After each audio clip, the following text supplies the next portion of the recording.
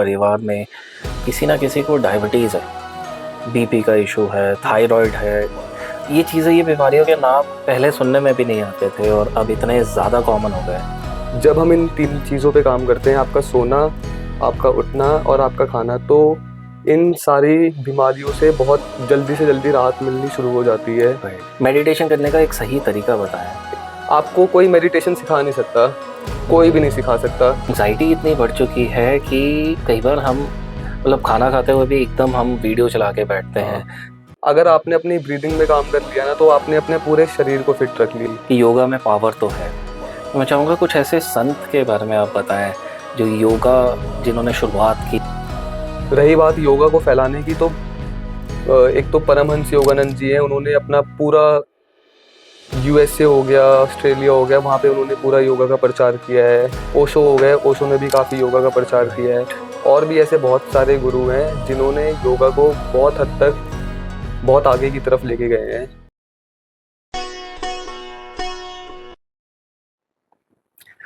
नमस्कार दोस्तों, आज हमारे पॉडकास्ट स्टूडियो पे एक अमेजिंग पर्सनालिटी हैं हर्ष शर्मा सर। बहुत बहुत स्वागत है सर आपका। Thank you so much for inviting me.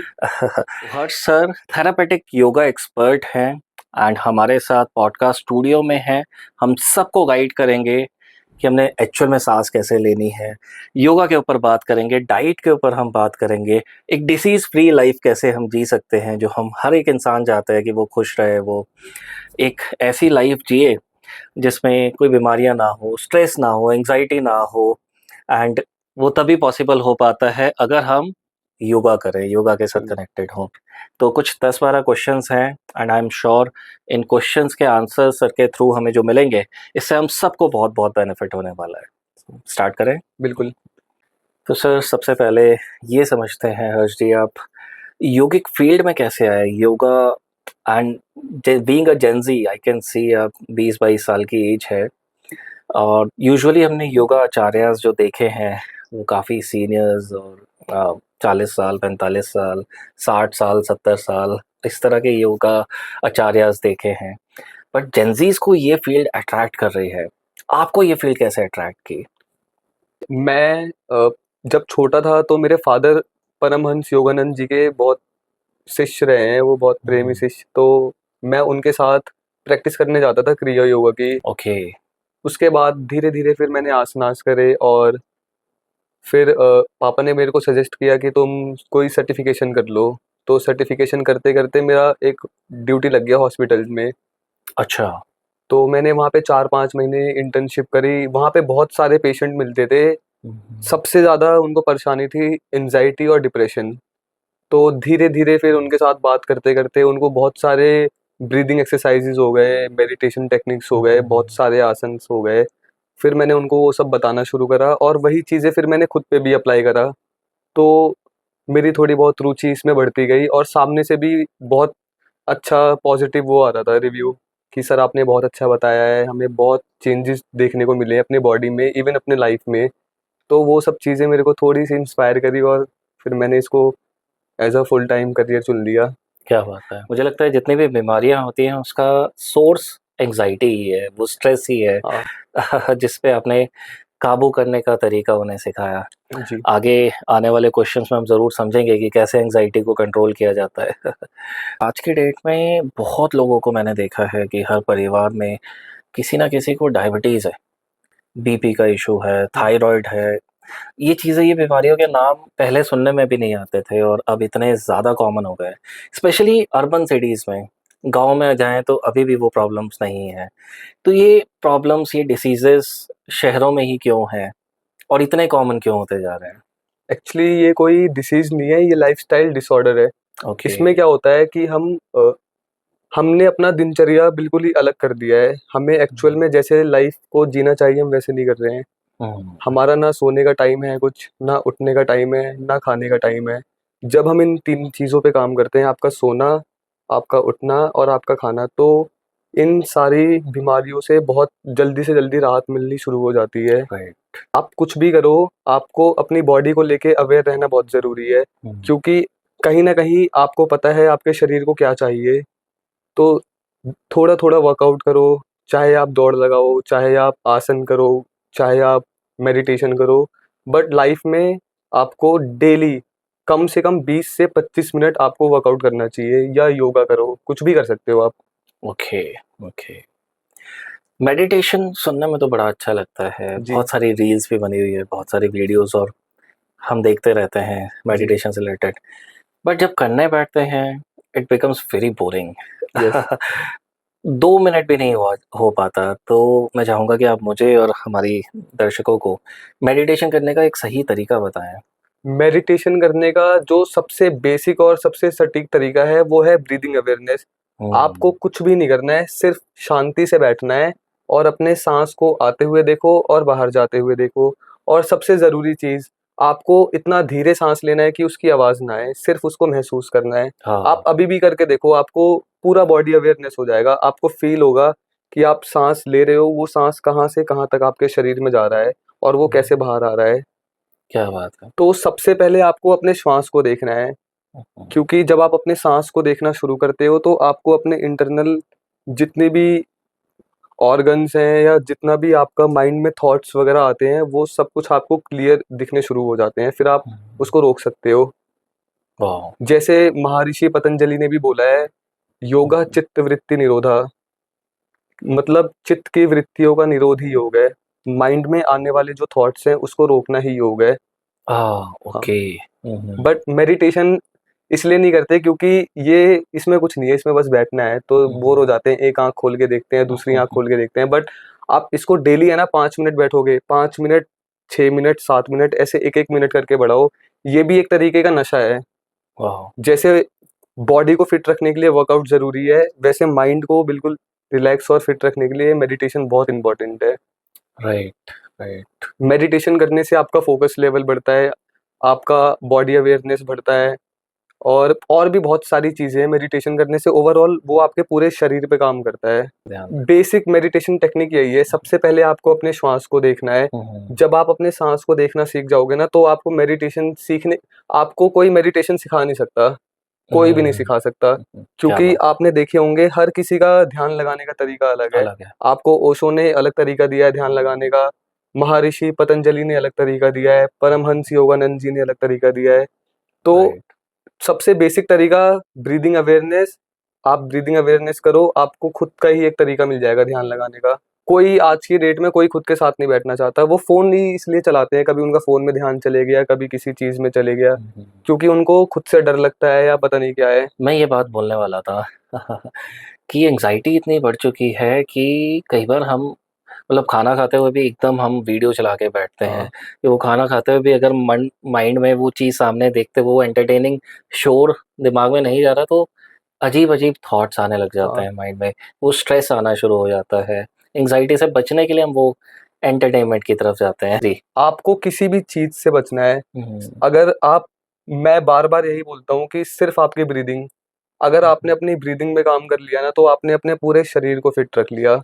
Wow. क्योंकि सांस लेने से आपका माइंड बिल्कुल खुलता है, हम्म, पूरा आपका पूरा सिर एक्टिवेट होता है, फ्रंटल ब्रेन भी, मिड ब्रेन भी, हिंड ब्रेन भी, ये आपके तीनों ब्रेन पे काम करता है।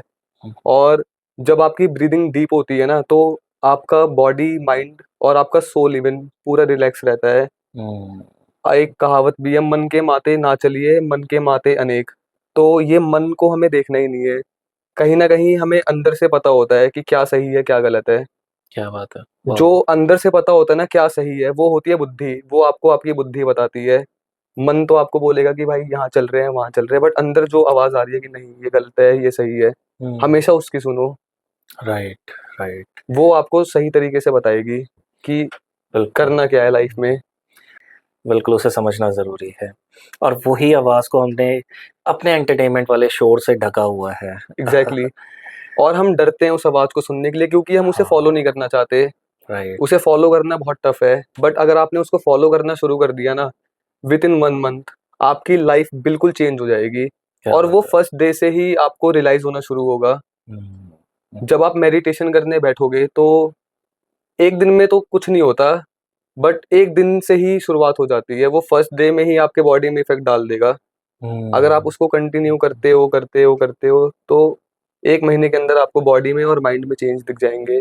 और राइट। मेडिटेशन की सबसे अच्छी बात क्या है, आप मेडिटेशन कर रहे हो, तो वो सिर्फ आपकी बॉडी में इफेक्ट नहीं कर रहा, वो आपके आसपास जो सौ लोग हैं वाह। उनके भी वो सोल को सीधा प्योर करने की कोशिश कर रहा है।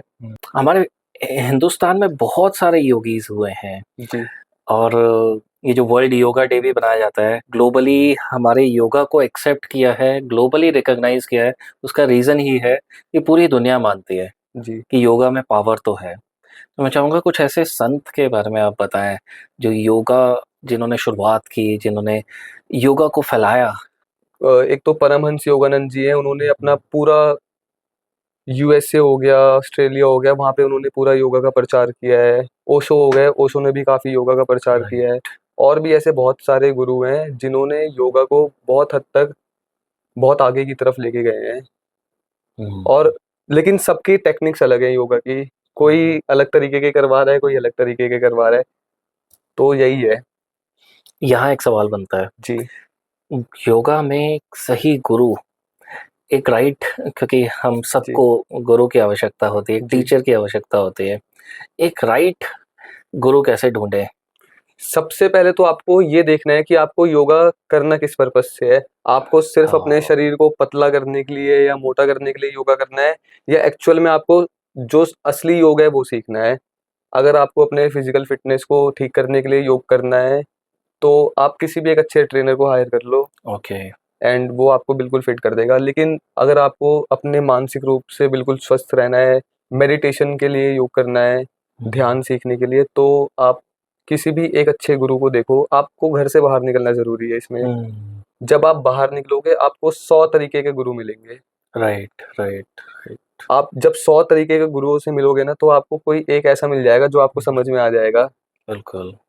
महर्षि पतंजलि ने अष्टांग योग का जिक्र करा है अपने योग सूत्र में। यम, नियम, आसन, प्राणायाम, प्रत्याहार, धारणा, ध्यान एंड समाधि।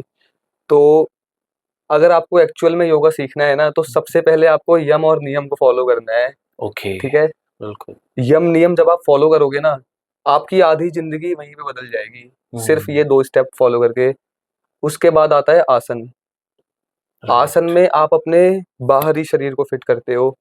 फिर आता है प्राणायाम। प्राणायाम में आप अपने इंटरनल ऑर्गन ब्रीदिंग पे काम करते हो। ब्रीदिंग टेक्निक्स हैं बहुत सारी जिससे आप अपने बॉडी को स्वस्थ करते हो। उसके बाद आता है प्रत्याहार।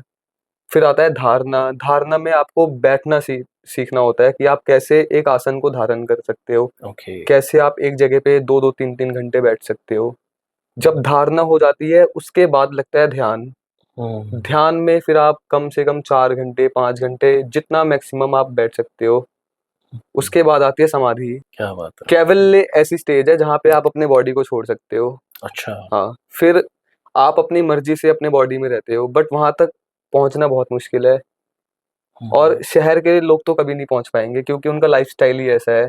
अब वो बेचारे सुबह निकल रहे हैं 9 बजे, रात को 9 बजे आ रहे हैं। एक तो इतना उनको काम, वर्क स्ट्रेस, और ऊपर से ना उनका सिटिंग पोस्चर सही है, ना उनकी डाइट अच्छी है, ना उनका स्लीपिंग टाइम अच्छा है, तो ये सब चीज़ें पॉसिबल नहीं है। बट अगर फिर भी वो ये सब चीज़ें एक्सपीरियंस करना चाहते हैं, तो बहुत सारे रिट्रीट्स वगैरह होते हैं, प्रोग्राम होते हैं, आप उनको ज्वाइन कर सकते हो। बिल्कुल, बिल्कुल, बिल्कुल। वहाँ पे आपको थोड़ा बहुत एक्सपीरियंस होगा कि योगा एक्चुअल में क्या है, ये आपके बॉडी में कैसे काम करता है। Right, right. फिर अगर आपका इंटरेस्ट होता है तो आप उस पाथ पे आगे बढ़ो। डेली 10 मिनट मेडिटेशन करना शुरू करो, बस। वो 10 मिनट आप ये लगा लो, वो 24 घंटे के बराबर है। वो 10 मिनट में आप अपने बॉडी को इतना चार्ज कर लोगे कि वो 24 घंटे आपकी बॉडी को एक्टिवेट रखेगा। और योगा में ऐसे बहुत सारे टेक्निक्स हैं जिसमें आप आधे घंटे में अपनी बॉडी को, आधे घंटे में आप 24 घंटे की नींद ले सकते हो। योगा में एक है योग निद्रा। Okay, okay. योग निद्रा ऐसी क्रिया है जिसमें आप अपने शरीर को बिल्कुल ढीला छोड़ते हो शवासन में। बट आप ये अकेले नहीं कर सकते, आपको ये कोई करवाने वाला चाहिए। अपने शरीर को ढीला छोड़ना होता है शवासन में, और आपको मतलब एक तरीके से ये गाइडेड मेडिटेशन है। जैसे जैसे आपके गुरु आपको बोलेंगे, आपको वही वही मानसिक रूप से फॉलो करना है। राइट। वो आपको हील करने की कोशिश करेंगे और आपको मेंटली अपने आप को बस उनको सौंप देना है।